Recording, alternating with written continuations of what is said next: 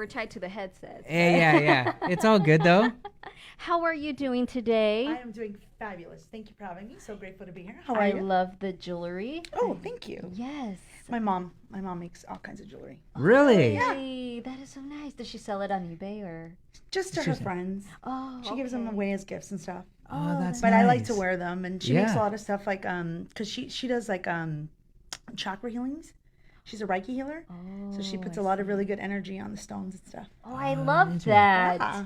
Yes, it's good to know that if you're getting something like a beautiful piece of jewelry like that, you know that it wasn't some child that made it over in China or something like that with blood, sweat, and tears, you know. So it's great to know that good energy went into that. Because I always wonder, I got to tell you, I always wonder when I buy it from the stores. You know what I mean? Like where it came from. Yes. Yeah. Yes. I think you can feel it too.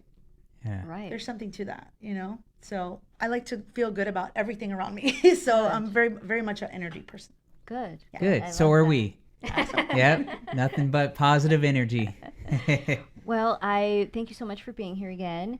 Yeah, sorry And- about the traffic, but it's the No. Oscars. Hello. Yes. Ah, we were just yeah, talking that about is that. true. There was a police officer on the highway like trying to clear traffic. It was that bad.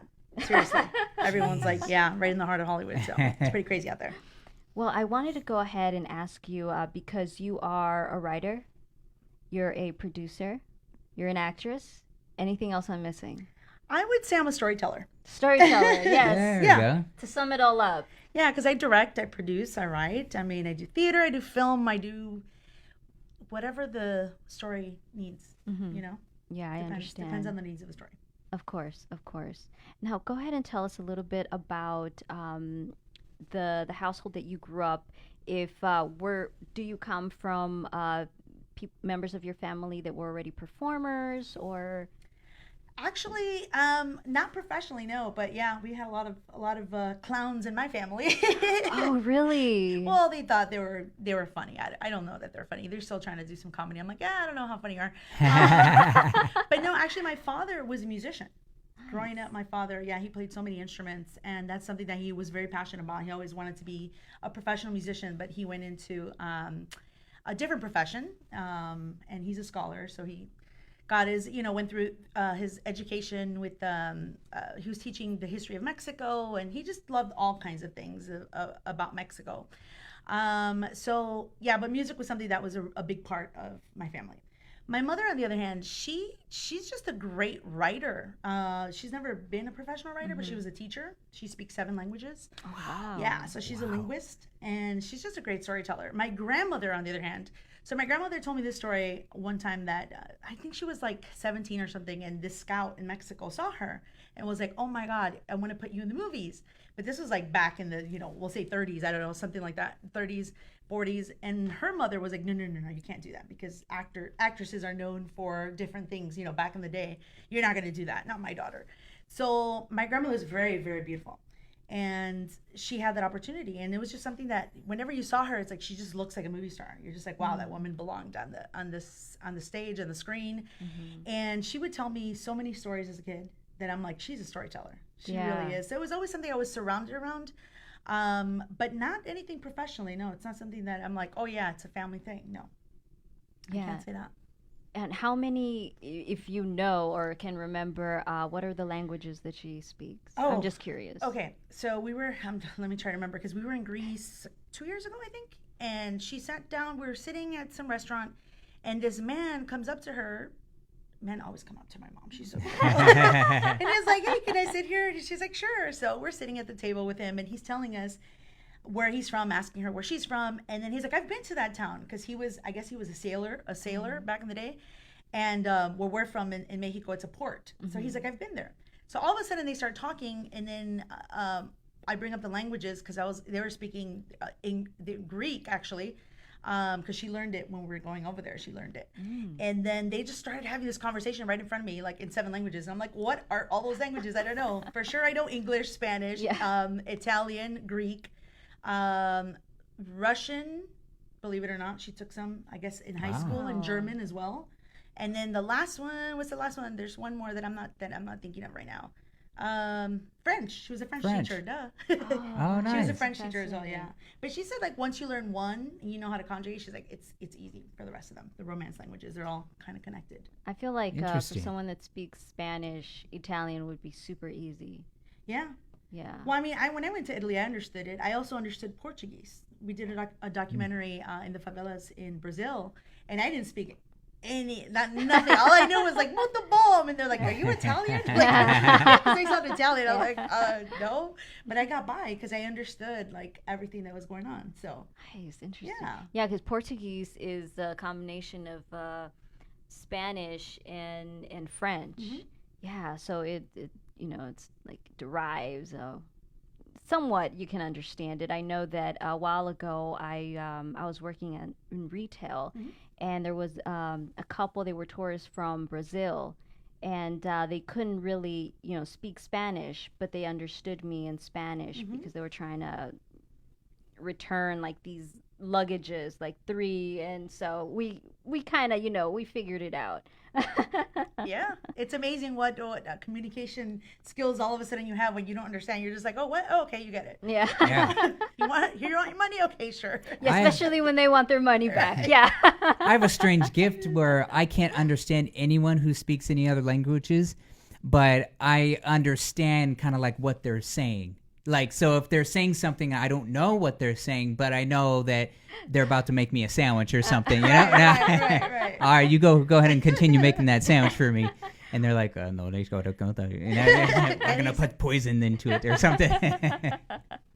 And now, how did you exactly get started in the entertainment? Oh wow, how much time do we have now? No, we got plenty of You time. got 3 seconds. Okay. No, I'm just kidding. No, because I'm like, do I go back to the beginning or like, because there's like so many different times that the universe was like you, and I'm like, really me? Okay. Well, what was one of the things that you feel it was that turning point for you, or when you discovered that passion? Well, here's the thing. I was a very, very small child, and it was the summer of, I don't know what year it was, honestly. I don't remember right now, but we were in Chicago, and that's where I was born and raised, south side of Chicago, which is like 70 below zero wind chill. There's nothing to do there in the winter for 6 months. Wow. Your pipes are bursting, you get sick. I mean, it's a very miserable 70 below. with the wind chill. Yeah. People never believe me, and I'm like, last week they're like, "Oh, it's 50 below wind chill." I'm like, "Oh, okay, yeah, that's what I remember. That's why I left." And they were shooting this TV show called Crime Story, which was a Michael Mann production. This was like back in the day. I didn't know who Michael Mann was. I didn't know anything. I was just like, okay. And they came up to my house. I have my grandmother owned a second story home in Chicago. It's right in the corner.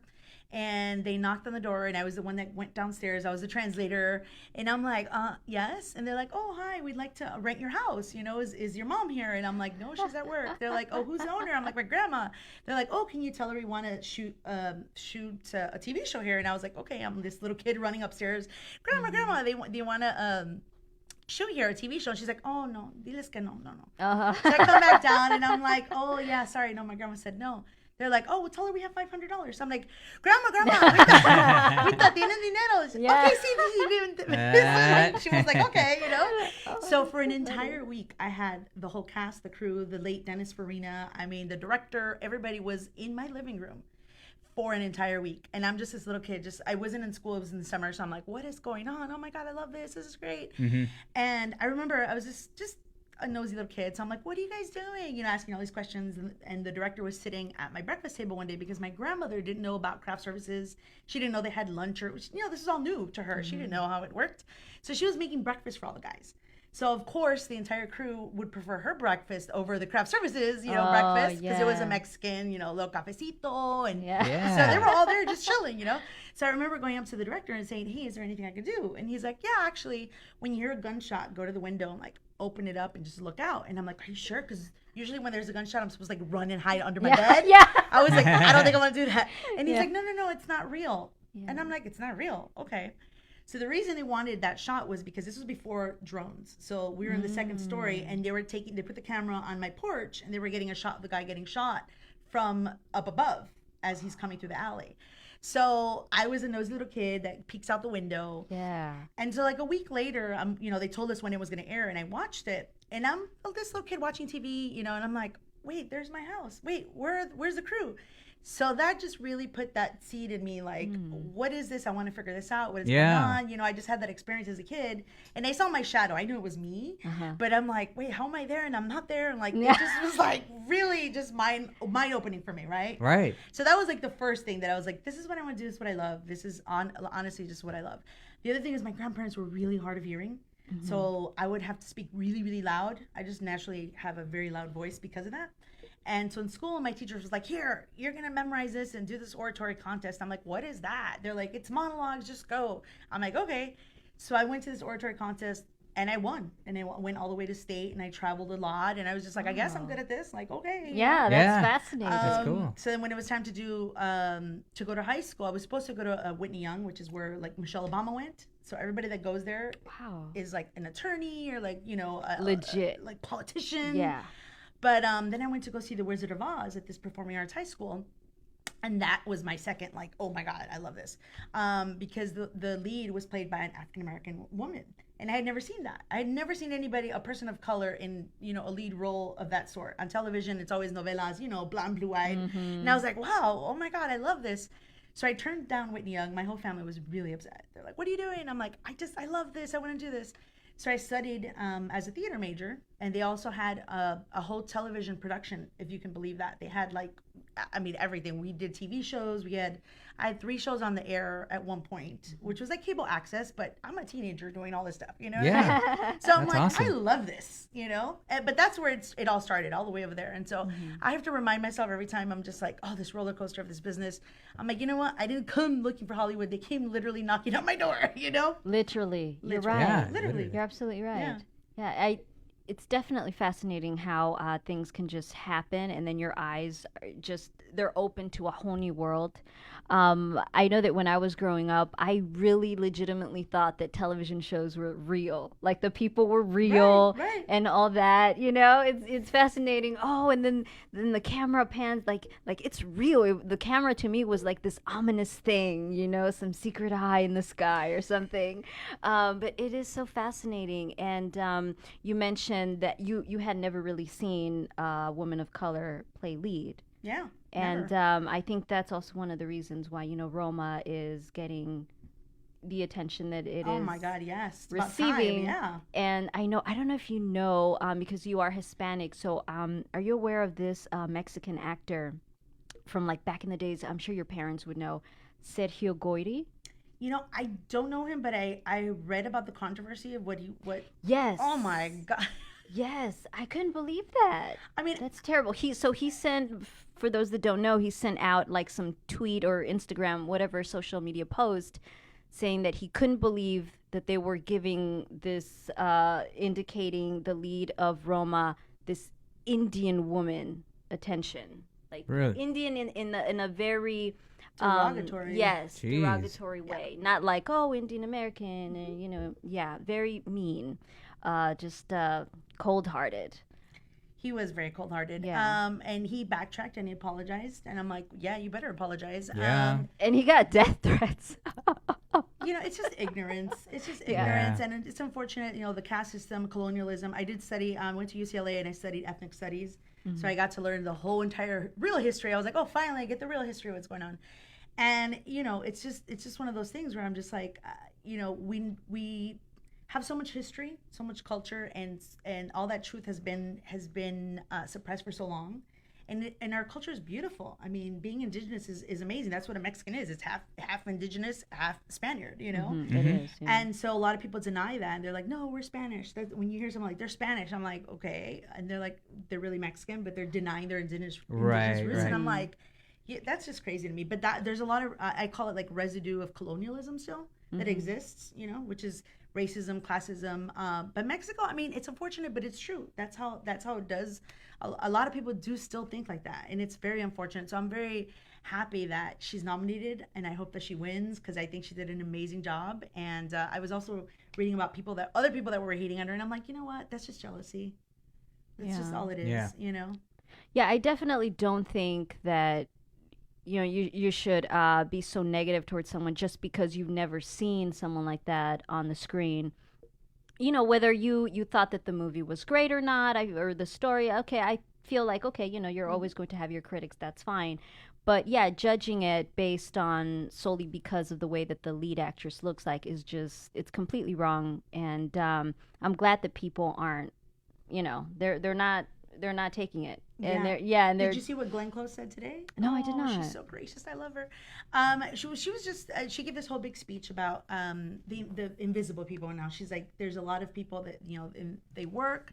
We don't know their story. She's like, but everybody has a story to tell, and everyone's story is worth telling. And I thought that was just so great of her to say that. I love her. I fell in love with her acting in Damages. That show was Yeah, that was killer. good. We were glued to the Netflix Definitely reruns. binge watched. Netflix binge Yeah. watching. I mean, she's a powerhouse. Yeah. She's been nominated, I think, 7 times, but she hasn't won. So we'll see what happens. Yeah, we'll definitely see in a few hours. Huh. But also to touch base on what you mentioned, see, the thing about racism is a lot of the times, especially in America, we think that it's just like the white man or white woman being racist or, somehow simply because of, slavery and being what it was. But truth be told is that racism is it's an ignorant weapon that surpasses any race, because there is racism where we come from, where our parents came from, and it has to do, again, like you said, just has to do with the skin color, and you're not light enough. And it's a true shame, because I've met people here where they do pretend like they don't know Spanish, and they do speak it. So it has nothing to do with them, maybe not learning Spanish when they were growing up, which I feel like it's a great disservice when the parents don't teach their children Spanish because they just want them to be so Americanized. I feel like, you're doing a disservice to your child, because that is part of who they are. Yeah, it's their And culture it's very where important. they. Yeah. Yeah, and that's the thing. Like I'm a published children's book author, so I have a book called Yelly's First Day, and I go around and I read it to different kids from kindergarten to like 7th grade. But it really is a semi-autobiographical story, because I was born in Chicago, but at 3 months old I was taken to Mexico. So my first language actually was Spanish, and I was there for about 5 years until it was time to come back to school. But when I came back to school, I was so scared of going to school because I thought they were going to make fun of me because my English, things like that, right? And so that's what this book is about. It's a very, very beautiful story. Yelly's First Day. Please tell us. Yelly's Yes. First Day. And so what ended up happening is whenever I would go to Mexico, because I would go every summer, they would be like, don't speak English. My mom especially would be like, don't speak English or they're going to charge us more, which is true. They're like, oh, she's you're got American. money. A gringa, That's kind of what I told Patrick when we went to Puerto Vallarta. Yeah. Don't speak English. All right, it's kind of hard, but I had to manage. And then I would come here, and then it was like, don't speak Spanish. And I clearly remember this when I was in grammar school. They had this little jar, and if you spoke Spanish, they would fine you. It was like 5 cents. They would fine us. So it was like 5 a cents. bad thing, right? You couldn't do it. So in my mind, I was always so conflicted about, I'm like, because I'm Mexican American. Like I have both cultures, both traditions, both languages, and I love them equally. My heart and my soul is in both cultures. So I was just like, man, I'm gonna just be mute. I guess I can't talk. I can't talk any language, But I'm really big on bilingual education, and there's a place called Read Conmigo, and it's an organization, nonprofit, but you get books for free, and they're bilingual books. So I really like working with them because, it's something that until you see someone that looks like you, until you hear your story and you're like, oh, wow, okay, then you feel like the kids are like, yeah, I'm important too, like they kind of need that, somebody like that. And I remember that was for me when I saw The Wizard of Oz. I was like, I want to do what she's doing. Oh my God, I love it, So I really am very particular with what projects I take on, because I want to make sure that I'm making a change in the long run for our community, because it's something that I wish I had somebody there for me back in the day, whether it was in school, or I remember so many times where I was waiting for somebody to teach, Chicano cinema or Latino cinema, and they're like, oh, there's nobody here credentialed to do it. I'm like, whoa, am I going to have to go get credentialed to come back and be that person that I wanted there for me, Because there is something to be said about that when we're telling our own stories, and to go back to a little bit what you were saying, like, it seems like when we tell our own stories, somehow they can get dismissed. But if somebody else does it, that's an outsider. It's like they get all the praise and glory, you know? Yeah. So in this sense, like with Roma, I'm so happy because he's telling his story, you know? And I'm like, okay, great. People are noticing and it's about time, you know? They're not discrediting him like, oh, it's just some, you know, it's your own story, your home story or whatever. You know what I'm saying? Like, Yeah. because I've been through that. I'm just like, you know, why do we, and I say we as a community because I've seen it over and over. It just gets dismissed, you know? But somebody else's work, it's like, wow, they're telling our story, you know? But yeah, it was but it we was should be always telling there. our stories. Yes, That's yes, right. I You know? completely agree with that. Yeah, at least The they're kids saying- agree.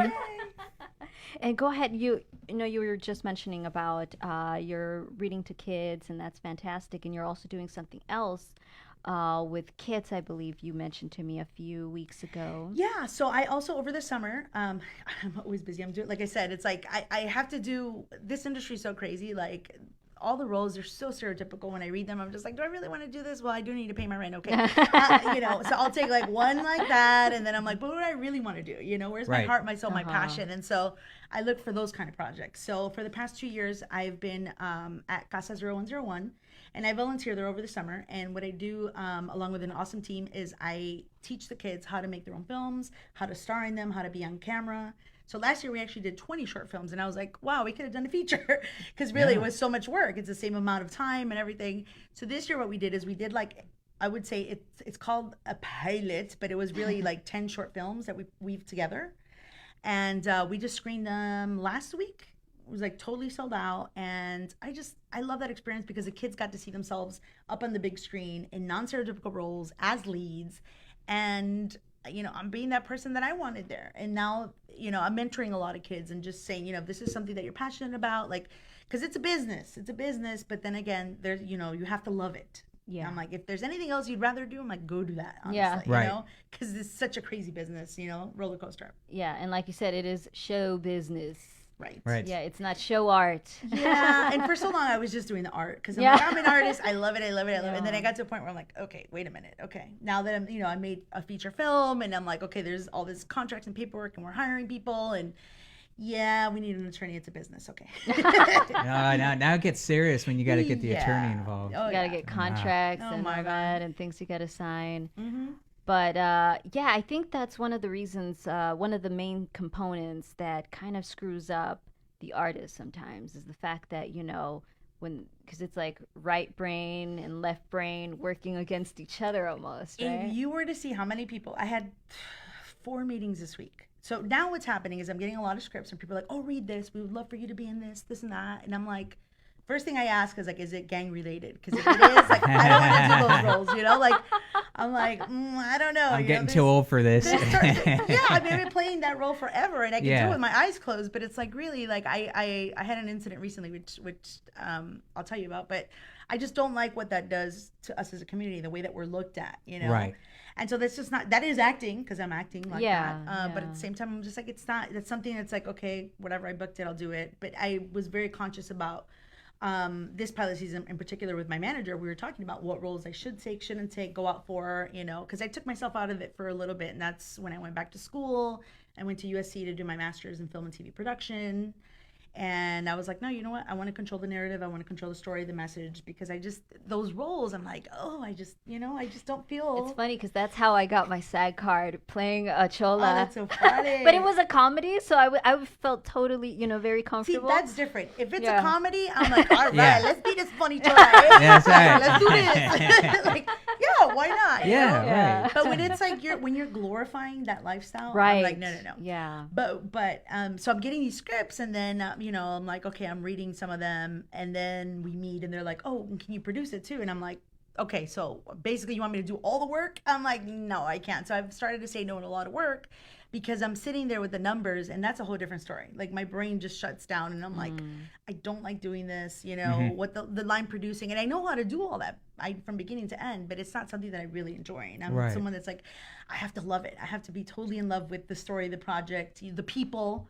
Because you know how that is. You're spending all day, all night for months on end and years on end. You know, I was telling somebody recently, I'm like, you know, if I'm committing to this, I'm like, hey, this could be a 2-year journey. It could be a 4-year journey. We Right. don't know.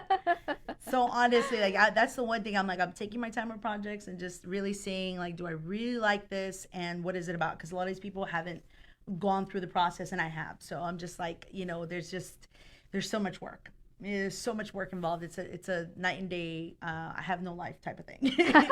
You dedicate yourself to the craft. Yeah. And now, how do you manage to finish one thing, or when do you know, kind of like, what state do you get into to sit down and write? Because it can be a little bit of sort of challenging sometimes, because we're so used to being here and there and being busy, and then when you sit down and write, it's like, okay, let go of your inhibitions. It's one of those bizarre kind of a meditative state almost. And then the pace that you have in between, and when you know that that this is complete and you can move on to the next project. The longest question I've ever Yes. heard in my entire. It's a Wow. challenge right now. What is your process? Break it down for it. No, How I'm do just you kidding. how do you not get writer's block? I'm hearing all these other questions in there. Yeah. Like, Yeah. okay. Essentially, you're right. So I have been fortunate to work with some really amazing people, and from each person I've taken, like, they're my film school. I'm like, I've learned this, that, and I take what works for me. And somebody really, really big once told me, always make sure you have 5 things going on. One should be in development, one in pre-production, one in production, one in post-production, and one in rollout. That way you're not waiting for the phone to ring. That way you're not, and it's always a constant thing. And so naturally I've learned to just not by a calendar by any means, just by like knowing, okay, this project's going to take me this much. And I'm like that. That's why I'm always busy. As an actor, I mean, if they call, like, for Will and Grace, I just guest starred on Will and Grace. I saw that. Oh my God, Yes. that was amazing. Such a great experience. I loved it, and a great storyline. For you guys, if you can check it out, It is this current season, season 2, episode 3. It's called Tex in the City. And Tex in the City. I got to work with Leslie Jordan, Emmy award-winning Leslie Jordan, and of course Megan Mullally, Yeah. Emmy award-winning, also just amazing. Like, I bowed on her. She's like the queen of comedy, and that experience was amazing. So for that, I'm like, I'll drop whatever. I'm like, I was working on stuff, but you gotta Yeah. go. You gotta go. Yeah. So No, that's, well, it's a great opportunity. absolutely. It's when you're the second person that I know that's been on Will and Grace. The first person was when I was in high school, and it was my substitute teacher in science. He was awesome, and he was in the scene, the episode when J-Lo starred Oh my a while God. ago. Yeah, and he was that guy in the subway, and he had a few lines. Oh, that's so funny. Yeah. Yeah, my manager actually was like, was Googling all the guest stars on there. He's like, J-Lo's guest starred. He's like, now you've guest starred. Like, looking at all the Latinas that have been on there, Well, they There had you go. Rosario for a long time, So. Rosario? Yeah, the character of Rosario. And then, Oh. I don't, no spoilers, but she passed, not the actress, the character passed away last season. And he was like, yeah, maybe that's why there wasn't a lot of Latinos on there, because she was playing a Latina on there, and she had big storylines and stuff. But yeah, I was so grateful for that experience. But that was like on a Sunday. My agent calls me. He never works on the weekends. No, that's not true. He's called me a couple He's working weekends. right now. He is. No. I'm just saying, like, who works on the weekends? Like, there is no holidays for us. There is no. It's just nonstop. Right. And he called me on a Sunday, like, hey, you have an audition tomorrow, and I'm like, okay. So I had to literally stop what I was doing at that moment and like prepare for it. So it's one of those things. It's like, for the writing, it could be at 3 a.m. That's usually when I'm writing, when it's quiet. I silence my phone. It's like, people blow me up when I need to just be by the computer. Nice. It's like they feel like my energy somewhere else, and they're like, no, I need to talk to you now. I'm like, is it an emergency? And that's the thing about, I think, especially millennials, they're in such a need of instant gratification, instant communication, Yes. that if they text me right now and they're like, well, what happened? You didn't text me back. Are you mad at me? I'm like, I know. That is so childish. I'm know. like, I was on a live radio. Yeah. Hello. I Hello. was I on was the on the- strange Kamelian know. show. Exactly. How am I gonna text you back? And Just people chill out, right? Bro. bro. 20 minutes, bro. Nah, brah. If people get so mad and you're like, it's nothing personal. Like, I could be swimming underwater for an hour. Yeah. And like, because I do. I like to swim every day for an hour. And I'm nice. like, yeah, I have like 100 texts and 3,000 emails. I'm like, I'll you get still back to alive? you when I get back to you. Yeah, exactly. Yeah, you know? exactly. So you have to really learn how to shut everything off when you're in that inspirational mode. That's what I do. And I'm just like, and I don't need to tell anybody what I'm doing, because I'm doing what I'm doing. You know? Right. And so I just keep it moving. I keep it going. I have so many projects going on, but like I said, it's a constant, it's in a rotation, but it's almost just like on a natural calendar of its own. As one finishes, like I did Murder in the Woods, we're getting ready to release that. It's a feature film with Danny Trejo. It's an all Latino, it's an all Latino Nice. cast. Yeah. So that was awesome. So I was the writer and producer on that. I was also an actor in that. We have Jose Julian, Chelsea Rendon, Catherine Toribio, Jeanette Samano, Soledad St. Hilaire, Rolando Molina. It's all Latino cast. So that movie took literally years of my life to do, and that one was like my baby. I'm like, okay, what do we need? Because we just finished doing like a whole tour. We sold out. I say tour, but it was the film festivals. Oh, yes. Yeah, so we sold out all our screenings: Denver, Chicago, LA, New York, Portland, New Jersey. So that's another thing. Is like I'm always on the go. I'm like I'm on a plane. It's like that's when I can sit and read scripts. So it's just a process. It's just one of those things you just have to know, like, what are your priorities? I shot 2 pilots last summer that I wrote and directed. One is called Happy Divorce Party, and the other one's called Women. And that's one of those women, but with a Y, women with a Y. Oh, women with a Y. Yeah. Oh, okay. And those projects, I put them kind of like on hold for a little bit because I'm the one that's editing them. So it all depends, like if it's a project that has a budget or not. Like you have to kind of prioritize and see, okay, what am I doing with this? But I'm happy to report that one of them is being finished pretty soon, so I'm excited about Congratulations. that. Thank you. Congratulations. Yeah. Are you familiar with LaLeaf? I am. Okay.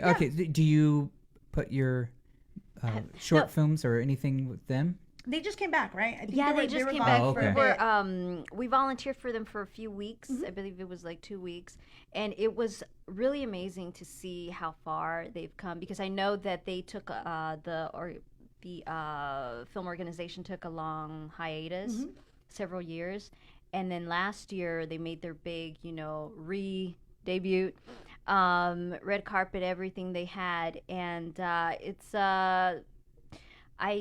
after the time frame ended, we were able to go ahead and have a little get together of all the volunteers, and I took a moment to speak with James Olmos, and I let him know that I just thought it was so amazing that there was something like this taking place, because when I started out first training in acting school in a studio in Santa Monica, I was the only female Latina in the class.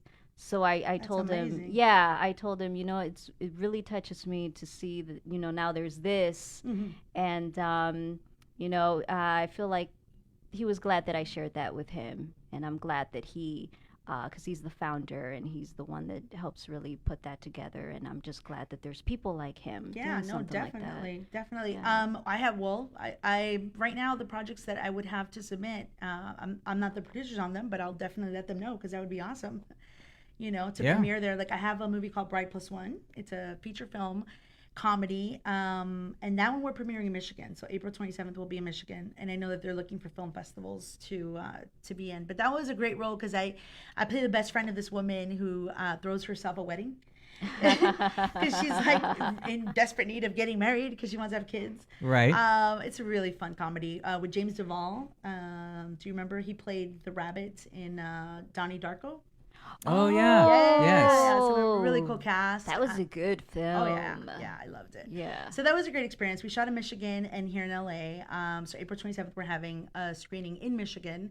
I also have a TV pilot that I'm a series regular on called Milfriend that's going to be premiering pretty soon, I think, at the Chinese Theater. At the Golden State Film Festival. I want to say it's like March 22nd. It's coming up. I have like all these crazy dates. I'm like, okay, where can I be? What do I got to do? I'm like, can I clone myself? I need 3 of me to go literally in one day to go here, there, and you'll everywhere. be able to do that in like 2025. So 2030 is what I heard. 2030. 2025. I was just guessing. Yeah. I was thinking, I was pretty close. Yeah, that was pretty close. Like virtually, I'll be there. No, I saw that you can actually hire somebody to, I guess they put their phone in front of their face, and like I could be you, and you're right here. Oh, and yes. you're like virtually at the meeting or whatever. I'm like, what? Is this for real? Crazy. Like, yeah. And then It's crazy. I mean, that is really crazy. But anyway, no, I don't want to be cloned. I'm just saying I should Yeah. be though, because I need to be here, there, and everywhere Right. like in one day. And then I'm also getting ready to shoot this really awesome movie that I'm so excited about. It's going to end up being a feature, but I'm going back to my roots of theater. It's called La Cuarentona. La Cuarentona. So if you don't know what that means, tell them what you translated. La Cuarentona. La Cuarentona. La cuarentona. I gotta tell you, The- I don't know Get what Cuarentona means. Oh my God. What? Is this a first? La que no habla español, ¿qué pasó? Sí habla español. ¿Qué Yo sí hablo pasó? español. Ay, pero no sé qué es cuarentona. Oh Just my think goodness. of the root word, 40. 40. Oh, okay. The 40-year-old. Yeah. The 40-year-old, like a Like 40-year-old virgin. Like the 40-year-old virgin. Exactly. Oh, beautiful. My goodness. So I'm going back to my comedy roots here, and it's a great script. We're shooting a music video this Sunday for the song. It's called La Cuarentona, so you guys can go to lacuarentona.com to get more information. I will. Yeah. How do you spell that, buddy? Cuarentona. No, Just kidding. I got to tell you, when I asked my mom, how do you spell in Spanish? How do you spell words in Spanish? It was so easy because you spell it out as is. Yes. As you Yeah, hear it. There yeah, are no no, I get that, silent E's. Well, and- except the H's sometimes are a little. Oh, yeah, because you can confuse it with the J. Yeah, you're right Yeah. about that. Or Ase, and it's an H, but it's there and it's not there. And you're like, when is it there? When is it not there? I don't know. Yeah, it was pretty simple. I actually caught on pretty quickly, and she was like, "Oh wow, you wrote this?" I'm like, "Yeah, you said spell as is." But I can't. So it sounds like a comedy. It right, is you a mentioned? comedy. And so that one is about a 39-year-old woman. It's about to be 40. Yeah, who's about to be 40, and she's called out at another wedding. They call her out, and they're like, "She's 39. You're a cuarentona." And so she's just like, "Wait, what?" So her boyfriend, she's like, "Okay, it's time. We got to get married. We got to do this." Right. So it's a wedding movie. It's kind of like My Big Fat Greek Wedding, Latino style. Okay. Oh, I see. Yeah, and like Okay. the director Miguel Orozco, he's really awesome. He pitched it to me as My Big Fat Greek Wedding meets Muriel's Wedding. I don't know if you ever saw that movie, but both classics. I Okay. absolutely love them, but Latino style. Okay. So we have a mariachi Aguilas. So next Sunday we're shooting the music video with the whole mariachi and everything. Nice. It's gonna be That's amazing. I fascinating. cannot wait. Yeah. So that's gonna. You'll be need a fun. cajon player, and I play the cajon, so Let's go. get me on board. I'll be fun. Let's do it. Let's do it. Well, we're He actually plays music when we go over down to Mexico. Oh, really? He'll be Yeah. yes. Oh, that's He awesome. I plays play, music. yeah. All right. We're short on time. Just if you like, go ahead and just plug yourself. I know you were just kind of going over the movies and And what where you're can gonna be- people follow Yeah, you where and can we follow up? follow you? Yeah, I'm on Instagram and at Facebook, and it's at Yelena De Leon. I know you're like, how do I spell that? YELYNADELEON at Yelena De Leon. So you can find me on Facebook or on Instagram and follow everything I'm doing. Yeah, that's where I'm at. I have a lot of projects coming out, and I'll You be posting certainly all the do. dates Yeah. of where I'll be and stuff like that. And just gotta keep plugging away, keep working, keep doing. And I just want to say thank you so much for this opportunity Oh, of to come and course. talk to you guys. I really appreciate it. Thank you so much for coming. She Absolutely. survived Yes. the 405 on I Oscar did. traffic. I know. Thank Yes. you all for listening Thank you, to the guys. Strange Chameleon Show. Have a good night. Buenas Have strange